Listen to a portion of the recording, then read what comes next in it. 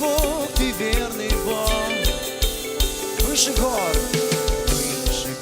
на жизненном пути,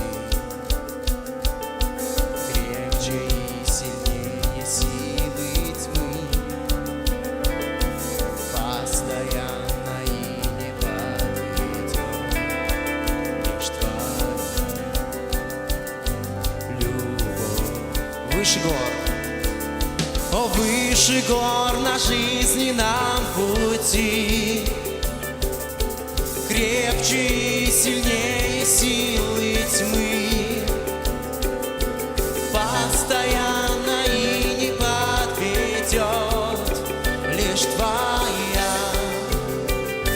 любовь. Не оставит, любовь не оставит, не подведет, она навсегда со мной. Любовь не оставит, не подведет, она навсегда со мной. Любовь не оставит, не подведет, она навсегда со мной. Любовь. Вновь и вновь, вновь и вновь, и вновь она со мной. Насыщает душу, наполняет вновь, изгоняет страх, изгоняет всякий страх, дает покой.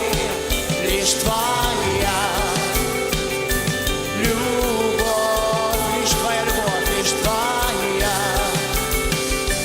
любовь не оставит, любовь не оставит, не подведет, она навсегда со мной. Любовь не оставит, не подведет, она навсегда со мной. Любовь не оставит, не подведет, она навсегда со мной. Любовь, Бог, Ты есть любовь, любовь не оставит, любовь не оставит, не подведет, она навсегда со мной. Любовь не оставит, не подведет, она навсегда со мной. Любовь не оставит, не подведет, она со мной. Любовь, вся жизнь моя, вся жизнь моя, уверен я, сокрыта под крылом Твоей любви. Мой долг прощен, мой долг прощен. Нет ничего, что сможет угасить Твою любовь.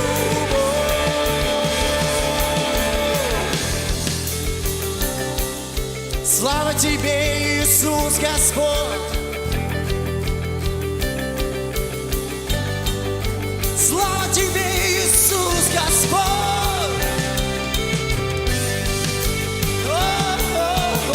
Мы славим!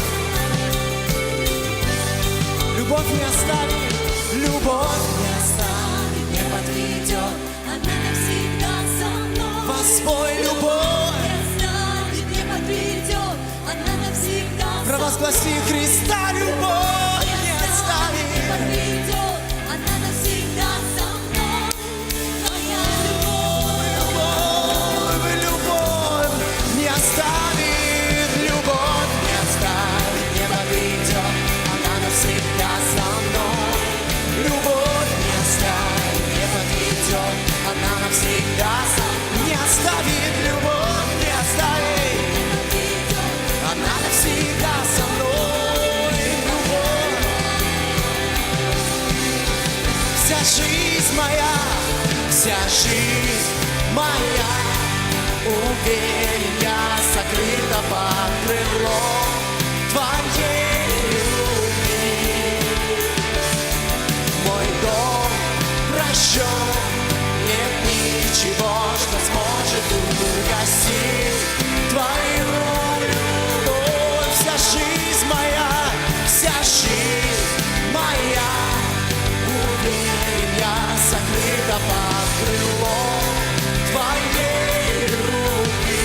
Провозгласи мой дом прощен, нет ничего, что сможет угасить Твою любовь, Твою любовь.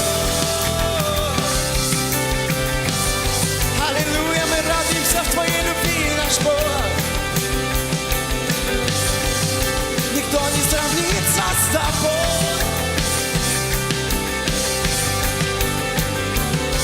Любовь, любовь, любовь, любовь, любовь твоя. О, прославь Его громко, громко в это утро. За любовь и милость только Ты достоин. Господь, слава Тебе. Ты Бог, на которого мы уповаем. Спасибо, Отец, за то, что Ты каждого из нас держишь в руке Твоей, Господи. Спасибо, Господь, за то, что Ты верен Своему Слову, верен обещаниям Своим, Господь.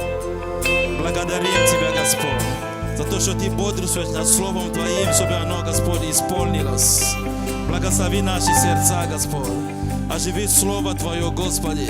Благослови наше хождение пред Твоим лицом. И помоги нам, Господь, Отец, быть исполнителями Слова Твоего, а не слышателями забывчивыми. Мы все нуждаемся, Господь, в Тебе. Смиряем, Господь, наши сердца под крепкую Твою руку, Отче. И мы верим и знаем, что в свое время Ты вознесешь каждого из нас. Господь, прими нашу благодарность, прими славу и честь, Отец, во имя Иисуса Христа. И вся церковь да скажет, и весь народ да скажет. Аминь. Давайте прославим Господа.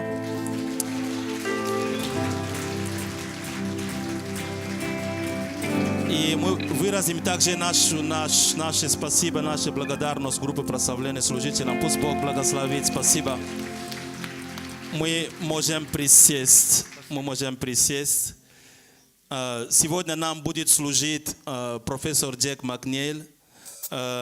Он в эти дни здесь преподает студентам в библейском центре. Многие из нас, мы его знаем, не первый год он приезжает к нам, он из Канады.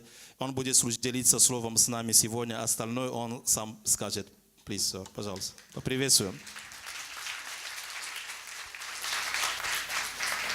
Thank you, first of all, for welcoming me here. Спасибо за то, что вы приветствуете меня здесь. It's always a privilege to be with God's people. Это всегда привилегия оказываться среди Божьих людей. I bring you greetings from my church in Sherbrooke, Quebec, Canada. И я передаю вам привет из моей церкви из Квебека, из Канады.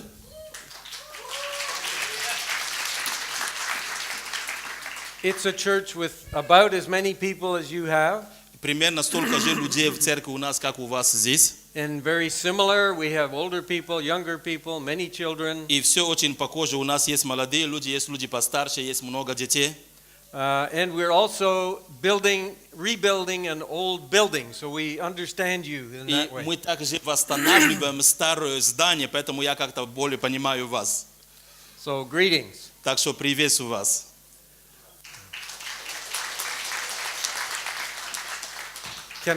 Can I take your greetings back to my church? Могу ли я взять привет от вас обратно в нашу церковь-то? Да?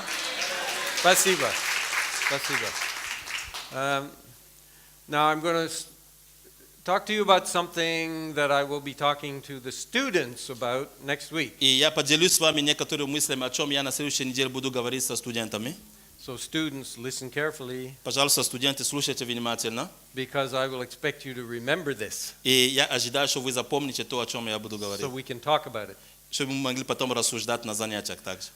You need to understand I am a teacher, not a preacher. Вы должны понимать, что я учитель, а не проповедник.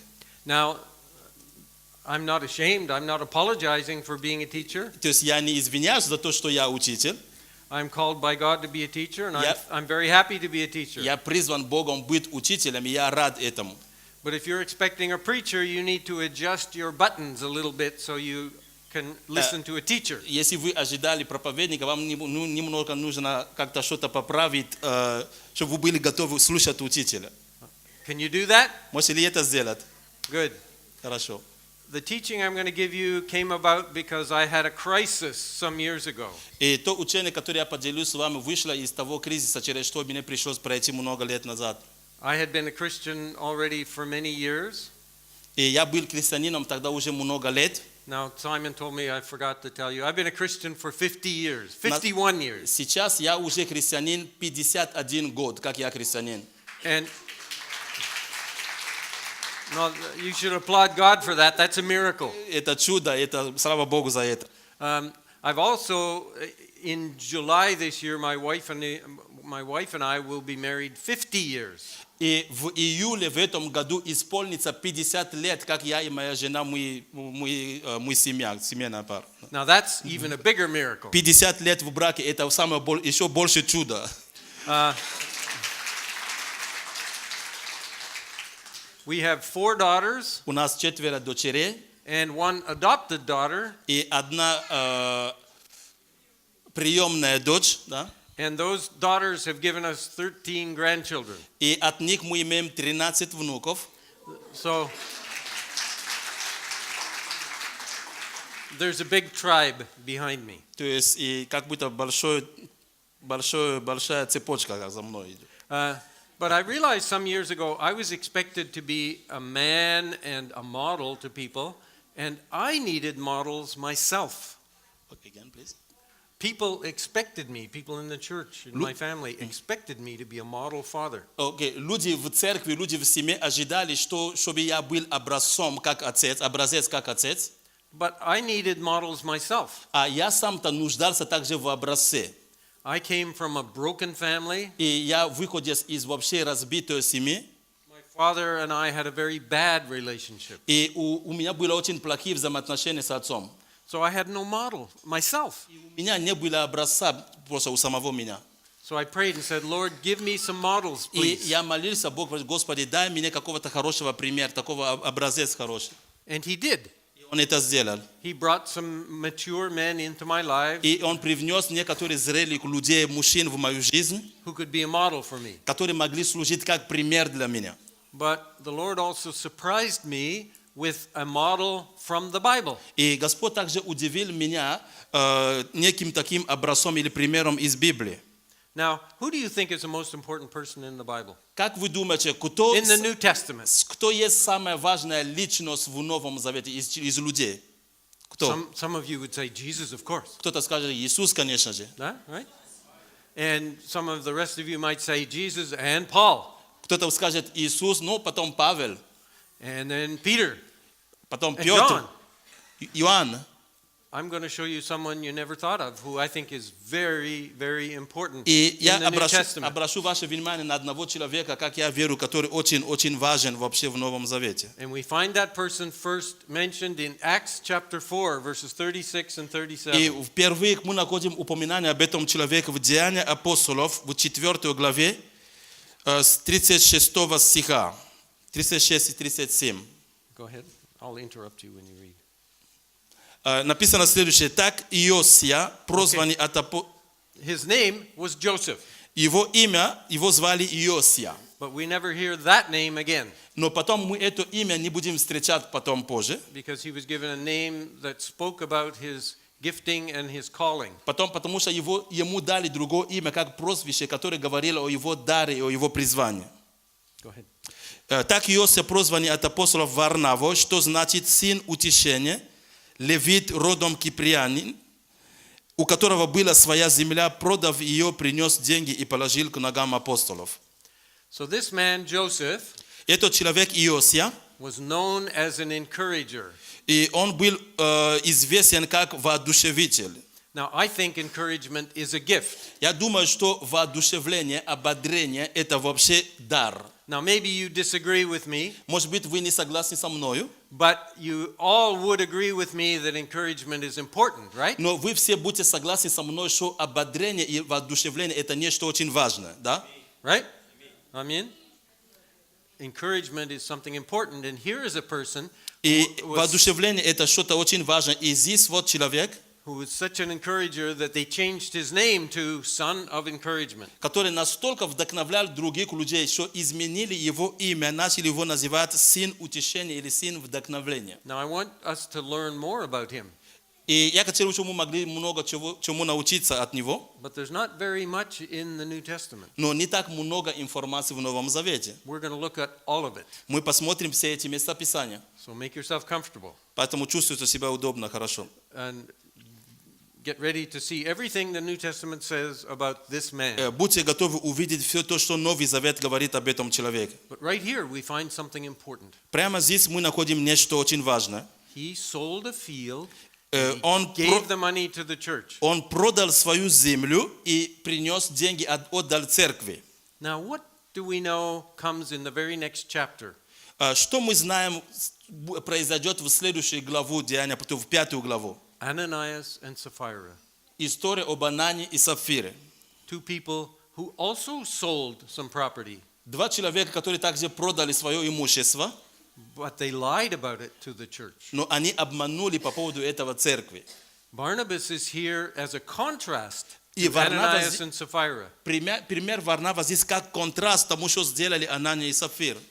He's there as an example of generosity and honesty. И он здесь как пример щедрости и честности.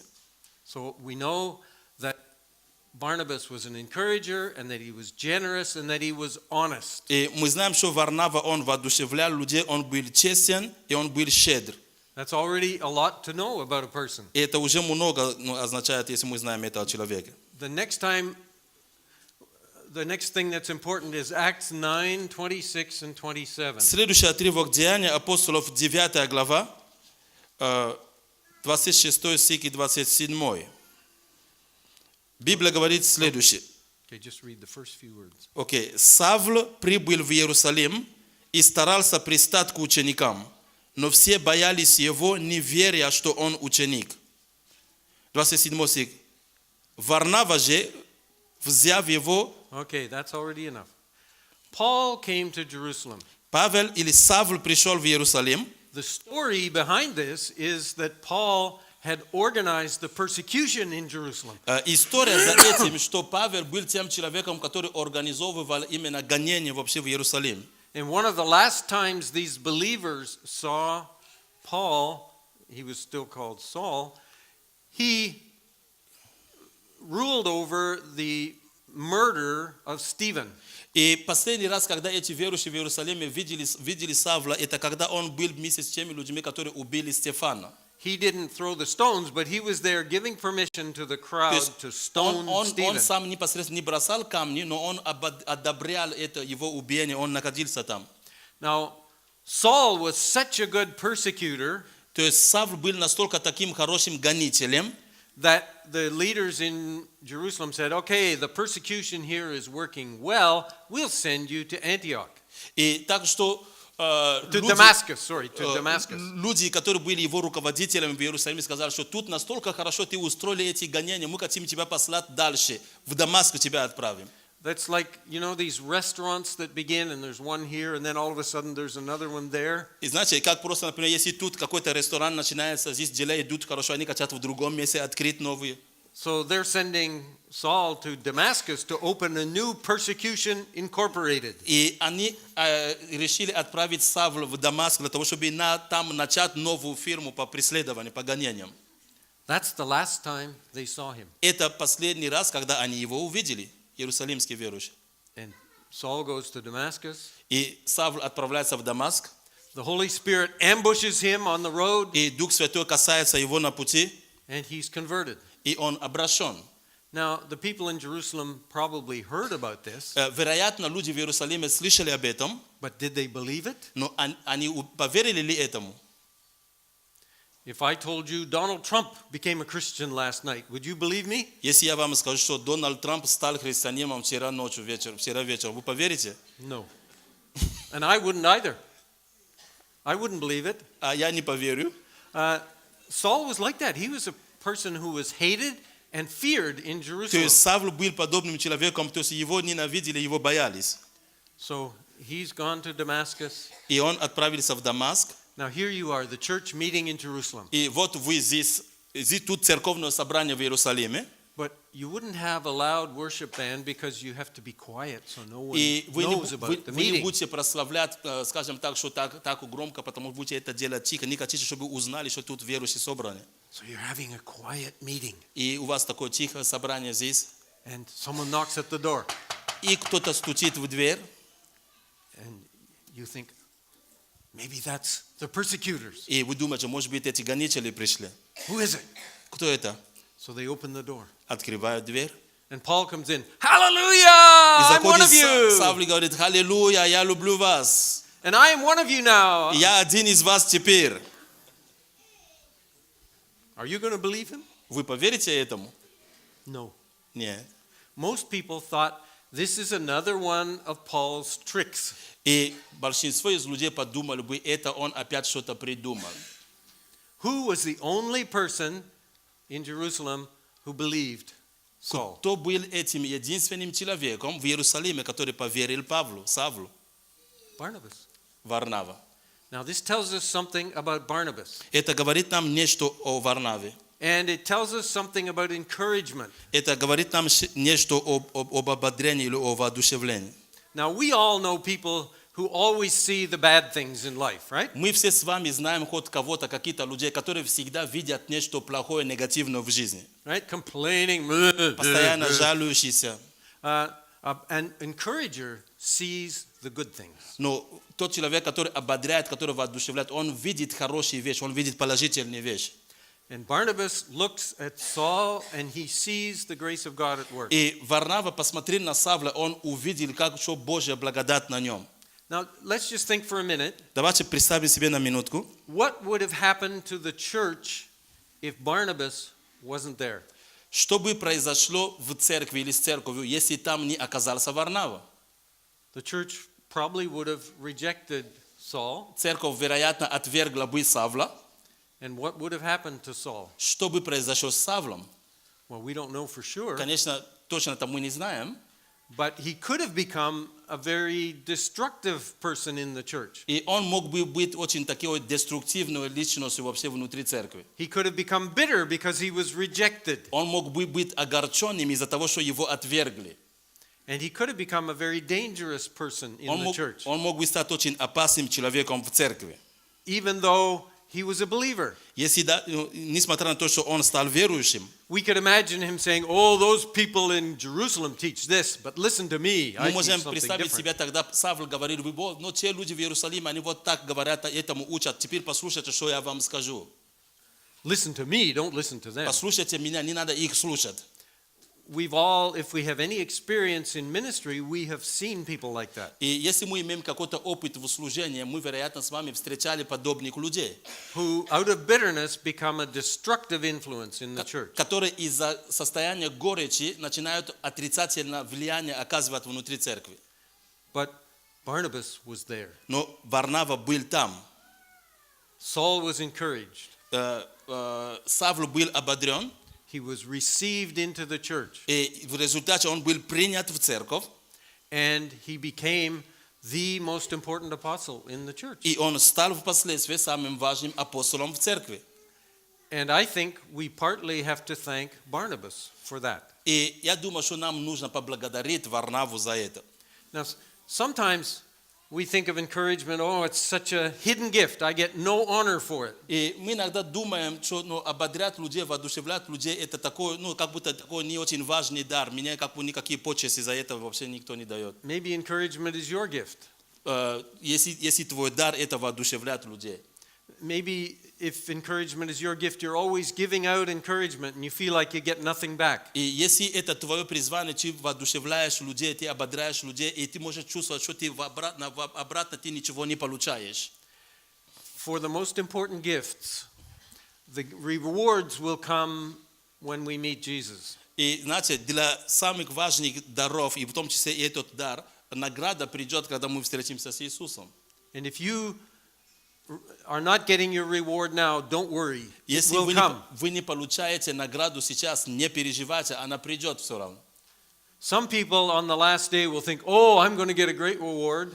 Некоторые люди в последний день будут думать, что я получу самую великую награду. I was an apostle. Я был апостолом. I evangelized millions of people. Я евангелизировал миллионам людей. And there will be a reward for them. И будет награда за них, для них. But there will be many people, and Jesus will call them to the head of his table. И будет много людей, кого Иисус призовет к своему столу.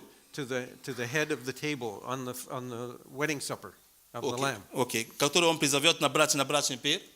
And we'll say, Who was that? И мы будем думать, интересно, кто же это за люди, мы их-то не знаем. I never heard of them. Никогда не слышал о них. Jesus was using them with their quiet gift for all of their life. Иисус их видел, их использовал их с тем невидимыми дарованиями, которые Он им дал в жизни. And they have a great reward stored up. И они получат великую награду. You know, some of us get our reward right now.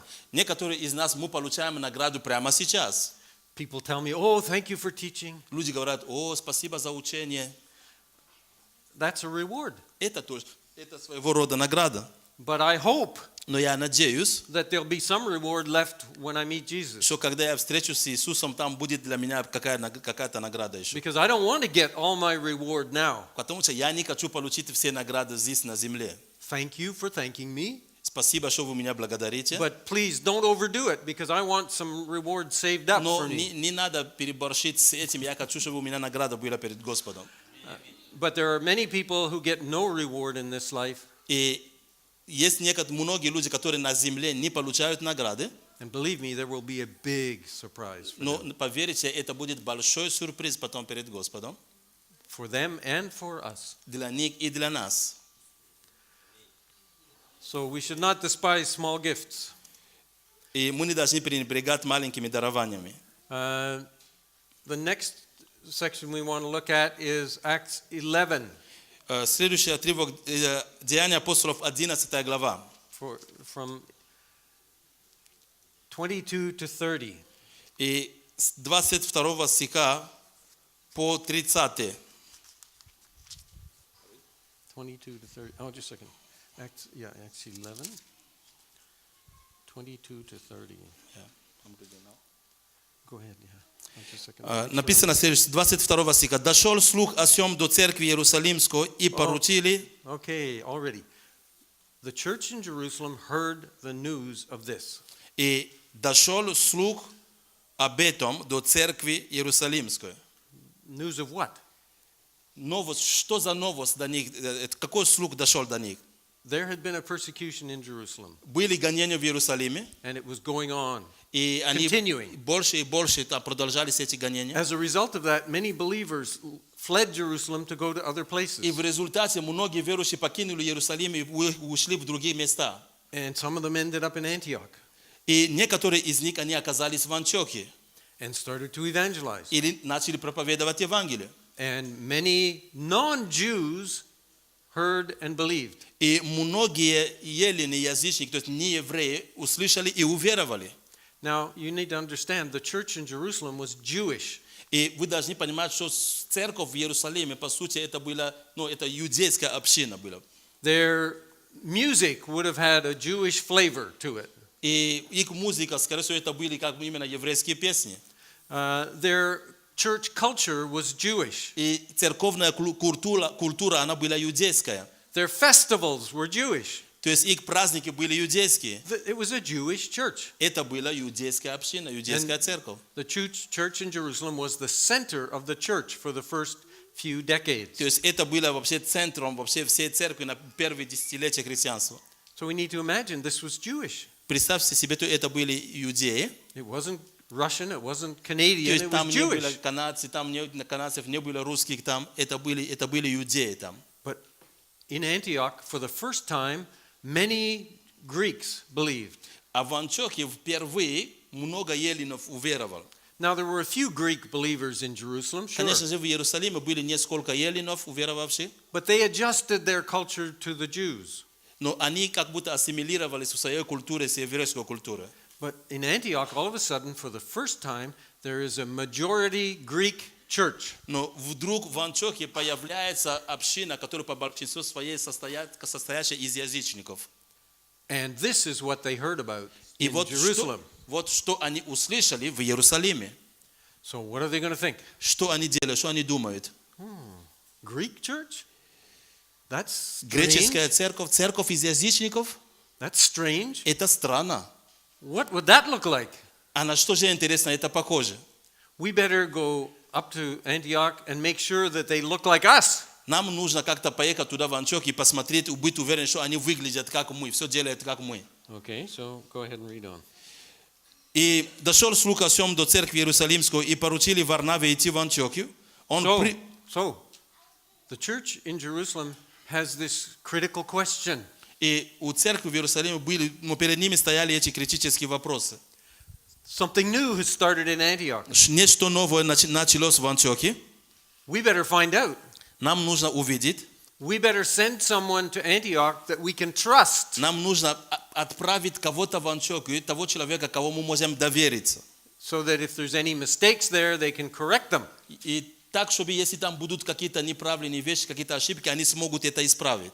Now, the text doesn't tell us, but it's obvious that the church in Jerusalem trusted Barnabas. Сам текст об этом не говорит, но выглядит так, что церковь Иерусалимская, они доверяли Варнаве. So they sent Barnabas. И они отправили Варнаву. And what they want to know is the church in Antioch like the church in Jerusalem? Что они хотели знать, а похожа ли церковь в Антиохии на церковь в Иерусалиме? Okay, you can read on. Он, прибыв и увидев благодать Божию, возрадовался и убеждал всех держаться Господом искренним сердцем. Okay, now Barnabas, when he gets to Antioch, he doesn't look for Jewish customs. Варнава, когда он прибыл в Антиохию, он не искал, где тут иудейские традиции.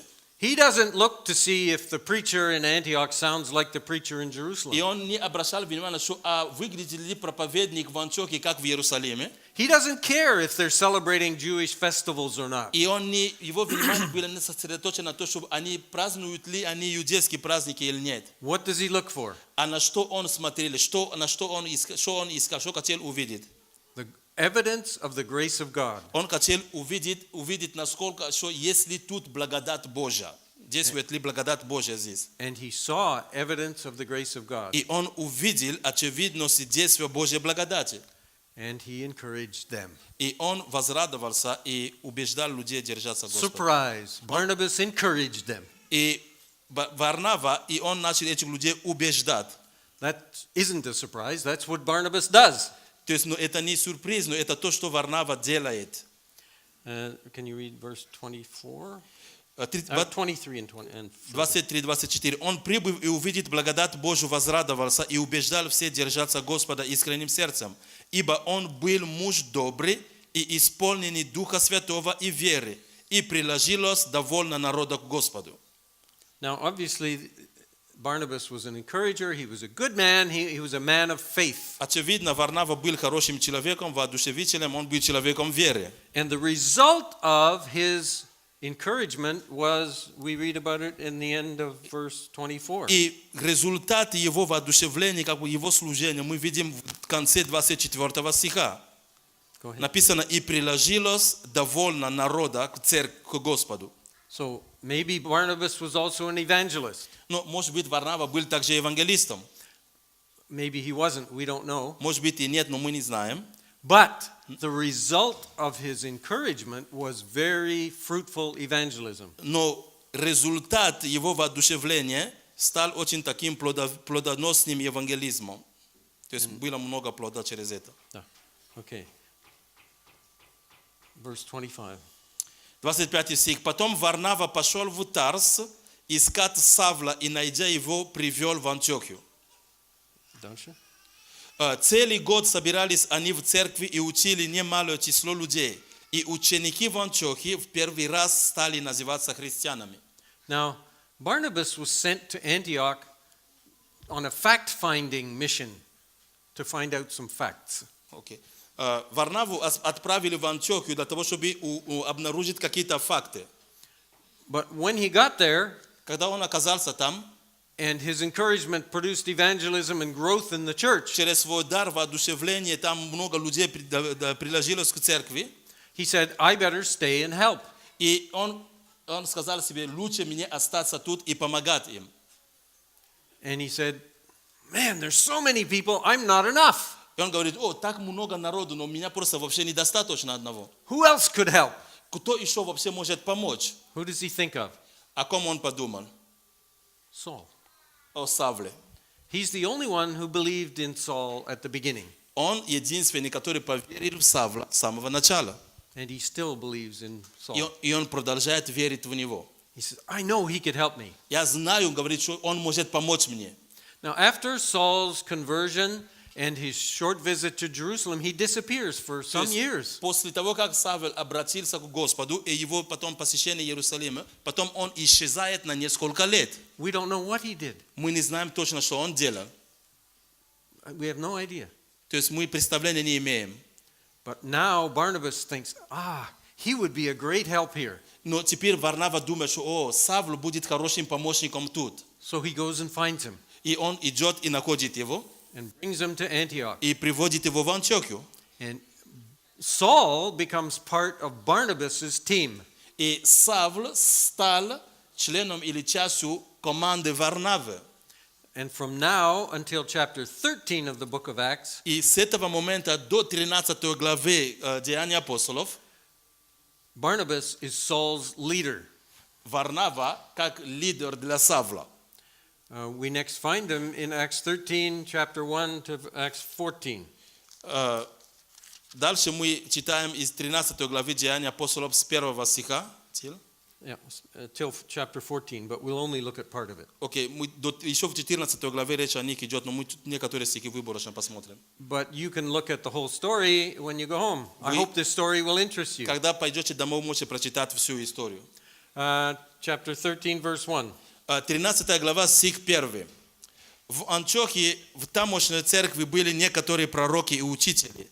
Варнава и Симеон, называемый Нигер, и Луций киринянин, и Манаил, совоспитанник Ирода, четвертовластника, и Савл. So there's a team now, a leadership team in Antioch. Теперь здесь в Антиохии есть лидерская команда.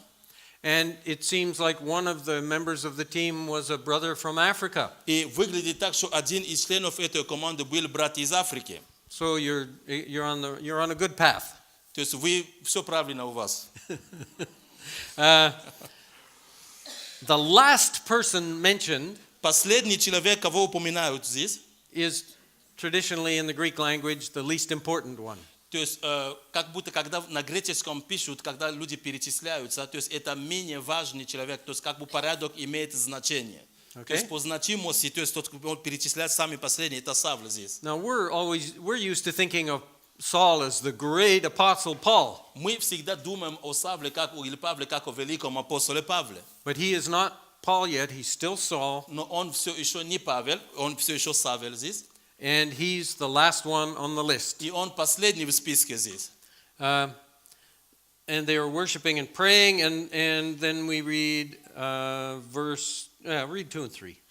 Стихи 2 и 3. Когда они служили Господу и постились, Дух Святый сказал: «Отделите мне Варнаву и Савла на дело, к которому я призвал их». Тогда они, совершив пост и молитву и возложив на них руки, отпустили их. This is the beginning of the first missionary journey. Это начало первого миссионерского путешествия. And the leader of the team И лидер этой команды миссионерской is Barnabas. это Варнава. And Saul is one of the team members. И Савл как один из членов команды. Some of you've probably realized that the question of leadership and authority in the church can be difficult. Некоторые из вас, вероятно, осознаете, что вопрос лидерства и власти в церкви может быть сложным вопросом. How does a person become a leader? Каким образом человек становится лидером? How do we help people to be leaders? Как мы помогаем людям становиться лидерами? Now, as a teacher, I've been teaching for 50 years. Как учитель, я преподаю уже почти 50 лет. I've helped many people to become leaders. Я помог многим людям становиться лидерами. But often in the church or in human organizations in general, there's a kind of a battle for authority. Иногда в церкви или просто в организациях, в разных организациях, бывает некоторое такое сражение, люди борются за власть. We're going to see a healthy, good process of leadership development here. И мы увидим очень здоровый такой процесс лидерства, развития лидерства здесь. With Barnabas and Saul. С Варнавой и Савлом. So, Barnabas is the leader. Так, Варнава был лидером. And in all the texts that mention the two of them, up to this point, Barnabas is always mentioned first. И все места Писания, начиная с этого места, когда их перечисляют, Варнава первый упоминается. And there were other people on the team. И, конечно же, были другие люди в команде. There was a young man named John Mark. We'll find out about him later. Был молодой человек по имени Иоанн Марк, мы позже поговорим о нем. But if we look in Acts 13, Но если мы посмотрим в 13 главе Деяния апостолов, verses 6 to 12, с 6 по 12 стихи, there was a special incident. некий инцидент произошел. Can you read it, please? С 6 стиха. «Пройдя весь остров до Пафа, нашли они некоторого волхва, лжепророка иудеянина именем Иисуса, который находился с проконсулом Сергием Павлом, мужем разумным. Сей, призвав Варнаву и Савла, пожелал услышать Слово Божие. А Елима волхв, ибо то значит имя его, противился им, стараясь обратить проконсула от веры. Но Савл, он же и Павел, исполнившись Духа Святого и устремив на него взор, сказал: «О, исполненный всякого коварства и всякого злодейства, сын дьявола, враг всякой правды, перестанешь ли ты совращать с прямых путей Господних? И ныне вот рука Господня на тебя, ты будешь слеп и не увидишь солнца до времени». И вдруг напал на него мрак и тьма, и он, обращаясь туда и сюда, искал вожатого. Now this is the first place that Saul is given the name Paul. И здесь первое место, где о Савле, то есть говорят, ему дается имя Павел. Он упомянут как Павел. And after this in the New Testament, he's always called Paul. И после этого во всем Новом Завете его будут называть только Павлом, Павлом, Павлом. And there's a tradition in the Bible of God giving people a new name when he gives them a new calling. И есть традиция в Библии, когда Бог дает людям новое имя, когда Он дарует им новое призвание. And here, something is happening to Saul, now Paul. И здесь нечто происходит с Савлом, который становится Павлом. In this confrontation with evil power, Saul, now called Paul, takes the leadership. И в этой конфронтации, скажем, со силами зла, Савл, который именуется Павлом сейчас, он как будто стал лидером здесь. And that's why his name is changed. И вот поэтому имя его изменилось. And look at, Изменили имя. immediately after this, И сразу после этого, look in verse 13. посмотрите на 13 стих. Go ahead. «Отплыв из Пафа, Павел и бывший при нем прибыл в Пергию и Памфиле». Now, what is the missionary team now called? То есть, как теперь миссионерская команда называется? Paul and his companions. Павел и его соратники. Павел и те, которые были с ним. There has been a very clear transfer of leadership То есть, очень ясно тут было передано, как будто смена лидерства здесь произошла. from Barnabas to Saul, От Варнавы руководство перешло на Павла. Saul, who becomes Paul in the process. Ну, Савла, который стал Павлом в процессе. We never hear anything about Barnabas complaining. И мы не слышим так, чтобы Варнава пожаловался об этом. What's the matter, God? He's my learner. Господи, что тут происходит? Он был моим помощником. I thought I was the leader. И я думал, что я был лидером. No, Barnabas, as an encourager, Варнава как воодушевитель understands that some people will rise and become more important. понимал, что некоторые люди будут подниматься, и они будут более значимы. Now, does that really matter? М? Does that really matter? А неужели на самом деле это что-то это означает? If someone becomes more prominent than you, Если кто-то возвышается, более известным становится, we think so.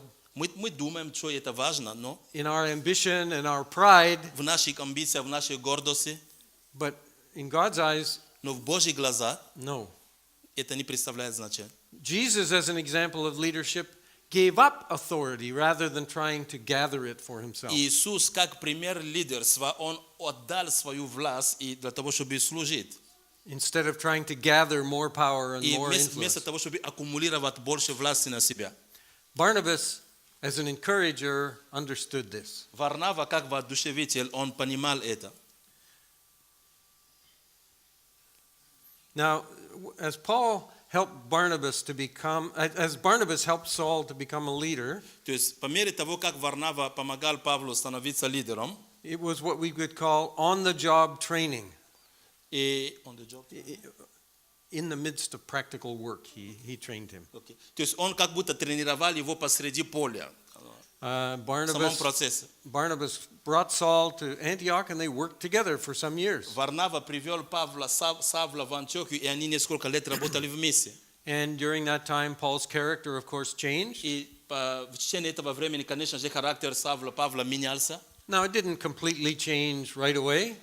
Но он, конечно, не совершенным стал, не полностью все изменилось. I told you my wife and I have been married almost 50 years. Я вам говорил, что моя жена и я, мы женаты почти уже 50 лет. And she could tell you two things about my character. Она может вам сказать две вещи о моем характере.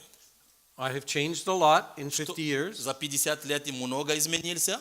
And I still need to change a lot more. А вторая вещь, много еще надлежит изменять. And that's the same for Paul. И нечто подобное с Павлом. It's the same for all of us. И со всеми нами. We are on a long path, and it takes a long time to get to the end. То есть и мы в процессе, и много времени потребуется, чтобы дойти до конца. But that process for Saul was very important when he worked together with Barnabas. И этот процесс для Савла был очень важен, когда он работал вместе с Варнавой. And of course, we know that Barnabas was a good person to train someone like Saul. Конечно же, мы знаем, что Варнава был именно тем хорошим человеком для того, чтобы тренировать человека, как Павел. He was an encourager. Он был воодушевителем. He was generous. Он был щедрым. He was honest. Он был честным. He was a good man. Он был добрым человеком. He had faith. У него была вера. He could help the church to evangelize. Он смог помочь церкви вообще улучшить работу по евангелизму. And when he saw that there was work to do, he got busy and did it. И когда он видел, что есть работу, которую нужно сделать, он засучивал рукава и трудился. So Barnabas is certainly a good person to train someone. Варнава, очевидно, очень хороший человек для того, чтобы снаряжать или тренировать других людей. And as I learned all this, I realized he's a good person for me to imitate. И когда я все это читаю, изучаю, я думаю, что это хороший человек для меня, тот, кого можно подражать. I told you I was in a crisis. И я вам говорил, что я находился в каком-то кризисе. So in that crisis, Barnabas became one of my fathers. И в том кризисе, в котором я был тогда, Варнава стал одним из моих отцов. And I started to pray, Lord, give me the gift of encouragement. И я начал молиться, говорю, Господи, дай мне вот этот дар воодушевлять, ободрять других людей. And since then, many people have told me that I have been an encouragement to them. И с тех пор многие люди потом мне говорили, что я был для них так же, как воодушевитель. I hope every one of you will pray that you can be a better encourager. Я надеюсь, что каждый из нас будет молиться, чтобы мы лучше могли ободрять и воодушевлять других людей. It's a quiet gift. И это такой, тихий дар. No one's going to put you up on the platform and say and clap for you. И никто не будет вас на пьедестале ставить и аплодировать вам. But the Lord will be storing up treasure for Но you Бог будет давать вам сокровища as you serve as an encourager. по мере того, как будете служить, как воодушевитель. So Barnabas was an excellent person to train someone like Paul. Варнава был этим отличным человеком для того, чтобы тренировать такого человека, как Савл, Павел. But some problems did come in their relationship. Но, конечно же, возникли некоторые проблемы в их взаимоотношениях. Chapter 16 of Acts. Acts 16. Acts 16. Oh, 15, I'm sorry. 15. Деяния 15 глава. 36 to 40. Thank you. 36 стих по 40. Библия говорит следующее. This is the end of the first journey. Это конец первого путешествия. And in verse 33, after they've returned home to Antioch В 33 стихе, когда они вернулись в Антиохию, and spent a little time there, провели какое-то время там, we'll read in verse 33 what happened next. что дальше произойдет? Пробыв там некоторое время, они с миром отпущены были братьями к апостолам. And verse 36? 36? Yeah, 15:36. 36 стиха. По некотором времени Павел сказал Варнаве: пойдем опять посетим братьев наших по всем городам, в которые мы проповедовали Слово Господне, как они живут. You see, they finished their first journey, they're back home, and now Paul says, let's go back and revisit those believers. Итак, закончилось первое миссионерское путешествие, отдохнули немного. Теперь Павел говорит Варнаве, давай снова пойдем, будем посещать этих верующих. Verse 37. 37. Варнава хотел взять с собой Иоанна, называемого Марком. Now, does anybody know who John Mark is? Кто-нибудь знает, кто был вообще Иоанн Марк? If you check your Bible, you will find out that a home church in Jerusalem met in his mother's house. Если вы будете посмотреть в свою Библию, вы увидите, что домашняя церковь в Иерусалиме собиралась в доме матери Иоанна Марка. And remember when Peter was in prison and the Holy Spirit broke him out of prison? И вы помните, когда Петр был в темнице, и потом Дух Святой, ангел освободили его из темницы? And he came to someone's door and knocked. И он пришел в дом, где были собраны верующие, и он постучал в дверь. And the servant came and opened the door, and she was so surprised she slammed the door in his face again. Служанка пришла, открыла дверь, она настолько удивилась, закрыла дверь и ушла, побежала к людям. And then finally they let him in. А потом через время уже потом они пустили его. That was John Mark's mother's Это был house. дом, который принадлежал матери Иоанна Марка. So John Mark was a boy who grew up in the middle of this new church. Иоанн Марк это мальчик, который вырастал посреди вот этой новой церкви. And somehow Barnabas was also a distant relation, an uncle or a second uncle or something. You mean his relative? Yeah, he was his Варнава, relative. он был, в принципе, Библия говорит, племянником Варнавы. So Barnabas is an encourager. Варнава, он воодушевитель. He sees this young man Он увидел этого молодого человека. and he says, "Oh, maybe he can become a leader. Он увидел, говорит, вероятно, может быть, он сможет стать лидером. Let's take him with us." Давайте возьмем его с собой. And what happens here? И что происходит тут? Verse 38. 38 стих.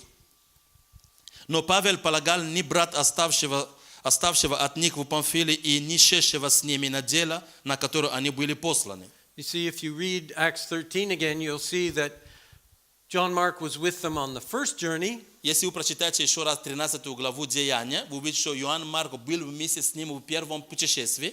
And partway through, he said, "Oh, I want to go home to mama." И потом как-то где-то посередине он сказал, что я хочу домой к маме. Now, most of you have had experiences like that. И большинство из вас было нечто подобное, подобные переживания. You start to do something difficult, Вы начинаете что-то сложное делать, and then partway through you say, "Oh, this is too hard." а потом вы обнаружите, что это слишком тяжело, слишком трудно. And in this case, Barnabas thinks, "Oh, it's so comfortable at home. Mama's food is so good." I mean, John Mark, I mean. И в этом случае, вероятно, Иоанн Марк подумал, что так тяжело вообще на этом месте, а там дома у мамы как хорошо, там вкусная еда и так далее. And I can imagine traveling with Paul, it would have been probably И very. я могу себе представить, путешествовать с Павлом, это было нечто очень трудное, тяжелое. He wouldn't have any luxuries. There would be no luxuries, no special food, or И вероятно, что не было какая-то особая пища, еда там и так далее. maybe they sleep on the beach. Может быть, они спали на берегу. And John Mark has a comfortable bed at home. А у Иоанна Марка дома-то хорошая кровать ждет. And he thinks, "Oh, Он подумал, I'm going to go home." лучше мне уйти, и он вернулся. So when they start their second journey, А когда они начинают второе путешествие здесь, what happens? что происходит? Barnabas wants to try again because he's an encourager. Варнава хочет попробовать еще, он хочет взять еще Иоанна Марка, потому что он воодушевитель. Paul, who's more disciplined, said, No, we can't use him. Павел, который был больше за дисциплину, говорит, нет, так не будет, мы не возьмем его. He's a quitter. Is? He's a quitter. He's someone who quits quickly. Это тот, который вообще человек, который сдался, сдается. He said, No, can't take him. Он говорит, нет, мы не можем его взять. And their disagreement was so sharp И настолько они вообще, их мнения разделились, that Paul went on one journey and Barnabas went on another. настолько, что Павел пойдет в одну сторону, а Варнава в другую сторону, в другое путешествие. And the New Testament tells us almost nothing more about Barnabas. И Новый Завет, по сути, почти больше ничего нам не будет говорить о Варнаве. Because it was someone traveling with Paul who wrote the rest of the book of Acts. Потому что книгу Деяний апостолов написал Лука, который путешествовал вместе с Павлом. So Barnabas almost disappears. Но, по сути, Варнава исчезает почти. Almost. Почти исчезает. But Но we should ask ourselves, Мы did the conflict between Barnabas and Paul get resolved? Мы должны задать себе вопрос, а конфликт между Павлом и Варнавой, он был разрешен в You итоге? know, I've seen sometimes in the church people who have a conflict and they keep that conflict going for their whole life. Я иногда вижу в церквах, когда у людей есть какой-то конфликт, и они остаются в подобном состоянии на всю жизнь, просто они не мерятся. Did Paul and Barnabas get reconciled? А примирились ли Павел и Варнава? Well, if you look in 1 Corinthians, Но если вы посмотрите на первое послание к Коринфянам, written a few years later, которое было написано несколько лет спустя, Paul mentions Barnabas. Павел упоминает Варнаву. And he mentions him by saying that Barnabas is a good example of an apostle who makes sacrifices for the good of the church. И он приводит Варнава как пример, как апостол, который много жертвовал на благо церкви. Yeah, a good example, a Как positive хороший, example. да, положительный пример в этом. Now, you know what you are like, and you know what other people are like. Вы знаете, на что вы сами похожи, на что похожи другие люди. If we have a conflict with someone, Если у нас конфликт с кем-то, we are not going to use them as a good example Мы when we точно- talk to others. мы точно этих людей не будем приводить как хороший пример, разговаривая с другими людьми. We might use them as a bad Мы example, можем их использовать как плохой пример, or, упоминая о них. yeah, some of you smile, you know what I'm Некоторые из talking вас, вы about. улыбаетесь, вы понимаете, о чем я говорю. Or we might just not talk about them at Или all, мы просто вообще их не будем упоминать. but we would not use them as a good example. Но мы не будем их использовать как хороший пример.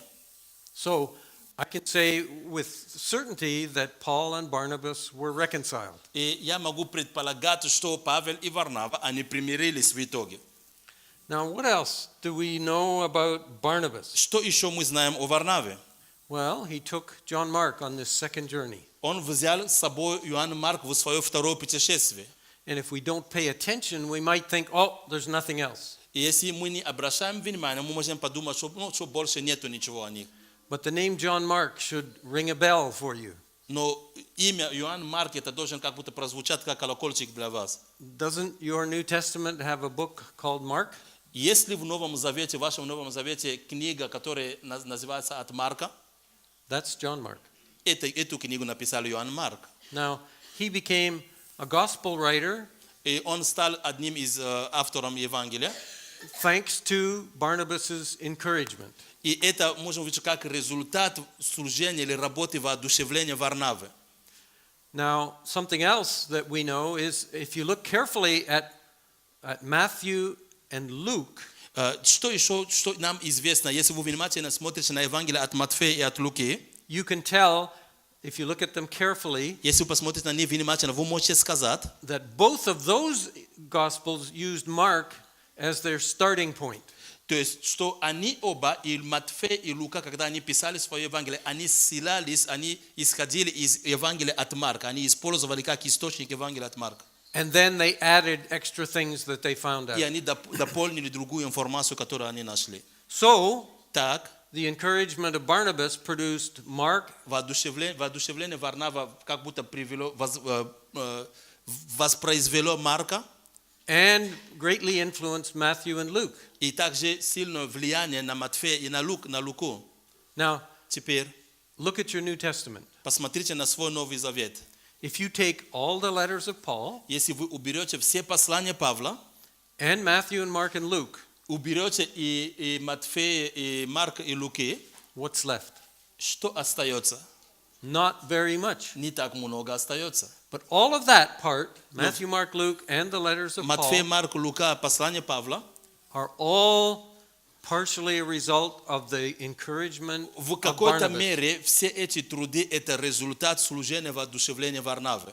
So Barnabas had a tremendous influence Так что Варнава имел удивительное влияние on the New Testament, в Новом Завете. and I think you might agree with me that he's one of the most important people, Я думаю, что вы будете согласны со мной, что это один из самых важных служителей. even though he's almost invisible. Но хотя даже невзирая на то, что он почти невидимый. So when we come to the wedding supper of the Lamb, И когда мы придем на брачный пир Агнца, I'm sure there's a great treasure stored up for him. я верю, что там его ждет большое сокровище. and he'll be called to the head of Его- the table и его позовут к столу, and told to take a prominent place. и ему скажут, чтобы он мог занять свое место, постоянное место. So I encourage you all, И я воодушевляю всех вас. be encouragers. Будьте воодушевителями, ободряйте людей. The New Testament is full of statements that we should encourage one another. И Библия, Новый Завет наполнена стихами, местами, что мы должны ободрять, воодушевлять друг друга. So I encourage you, encourage one another. Я воодушевляю вас, воодушевляйте друг друга. And pray for the gift of encouragement. Молитесь за этот дар воодушевления. Your reward will come in time. И ваша награда в свое время придет. May God bless you. Да благословит вас Господь. Thank you.